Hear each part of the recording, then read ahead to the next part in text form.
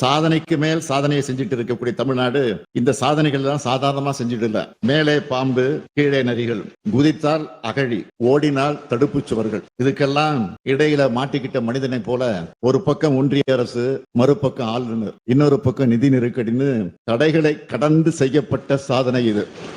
இதெல்லாம் ஸ்டாலின் என்ற தனி மனிதனோட சாதனைகள் அல்ல, என்னோட அமைச்சரவை அதிகாரிகள் அவருடைய கூட்டு உழைப்புக்கு கிடைச்ச பலன். மத்திய அரசு தடையெல்லாம் கொண்டு வரல, மின் தடையை இன்னைக்கு மாநில அரசு தான் ஏற்படுத்தி கொண்டிருக்கிறது. நைட்ல நிறைய அணில்கள் ஓடுகிறது என்று நான் நினைக்கிறேன். நேற்று எங்க வீட்டில் மட்டும் 3 முறை மின் தடை ஏற்பட்டு இருக்கிறது.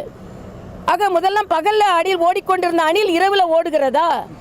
தடை தடை என்று சொல்கிறீர்கள், முதல் மின் தடையை நீங்கள் தடை செய்யுங்கள். எந்த தடையை நாங்கள் தாண்டி கொண்டிருக்கிறோம் என்றால் மின் தடையை கூட நீங்கள் தாண்டல. சாமானிய மக்கள் நேற்று எங்கள் வீட்டுக்குள்ள பக்கத்தில் உள்ள மக்கள்லாம் வெளியே வந்துட்டாங்க.